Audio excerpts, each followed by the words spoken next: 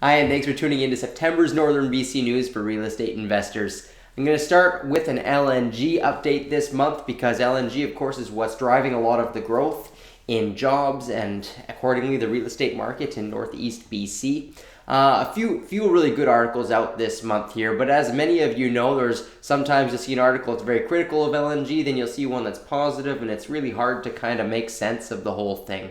So just a few things to give you guys some perspective.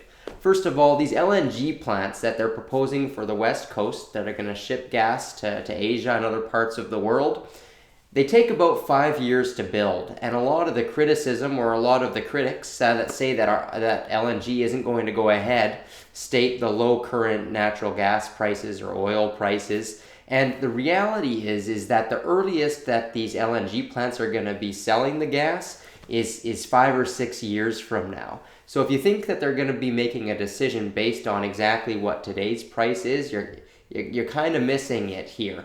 These plants are going to open up in 5 and 6 years. That's the earliest price they're going to care about. And then these contracts will go on for 10, 20, 30 years. So it's a much longer time horizon that these companies are looking at. That's one of the big factors that they're going to be looking at for making the final investment decision to go ahead with these projects. The second thing is the costs that they do have right now, the price that really does affect them right now is the cost of actually building the plant itself.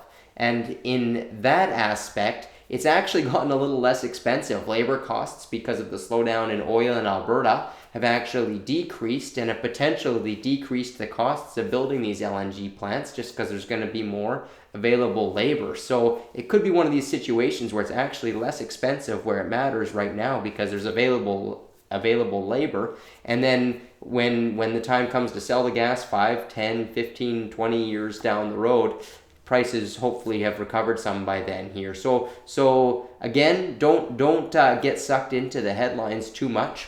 The other aspect about Canada, keep in mind that a lot of the companies aren't just investing here because it's the cheapest place to invest. They're investing here strategically because they think it's a good place to diversify where they're getting the gas from. They don't just want it from one place because then that one place holds all the cards. So for these few reasons here, I believe that we're still going to get a multiple LNG plants in Canada, and in fact, AltaCorp came up with a report here in the last few weeks stating that they believe 4 LNG plants are going to go through.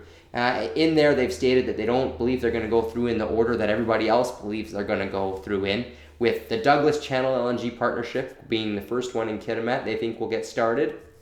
The second being the Shell-led LNG Canada project. That's the second one they think they'll go ahead. Petronas, they think, will be the third one due to figuring out exactly how they're going to design the plant to avoid a specific salmon habitat in Prince Rupert. And then fourth, last but not least, they believe the ExxonMobil plant will go ahead, and this plant could potentially be the biggest of all 4 of them.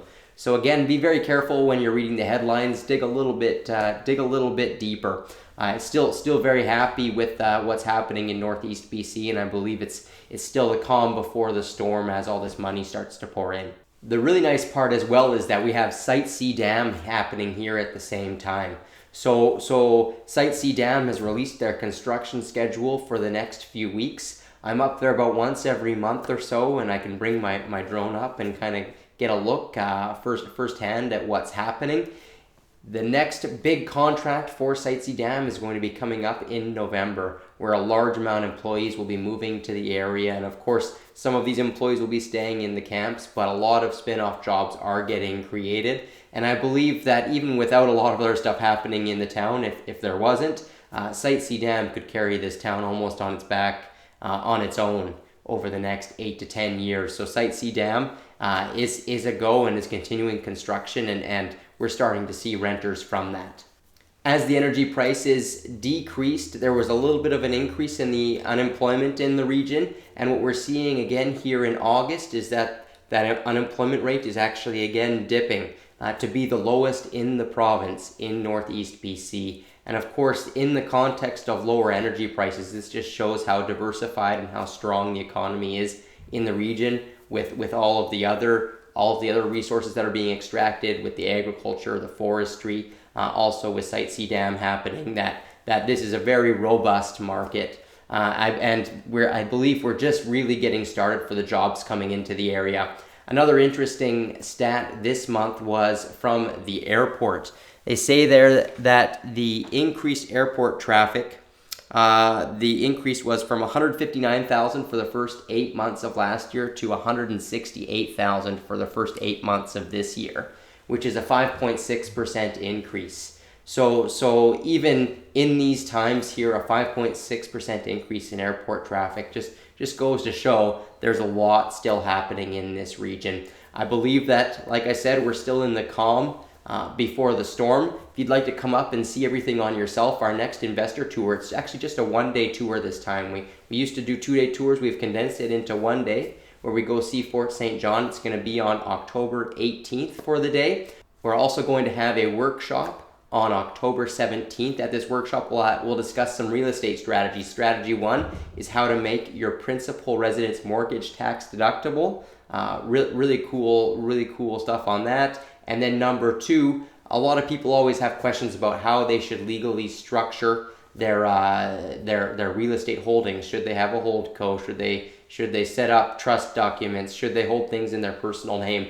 We have an accountant coming in to speak on the subject here that will give you the considerations that you need to make a decision on that. So really excited. It's October 17th, and I'll include a link on the description box as well as in the email that I sent out. Hope you have a great month. Again, I believe it's a fantastic time to be in the Northeast right now. We have some excellent opportunities available. So if anybody has any questions or there's anything I can do to help, please let me know. Thank you.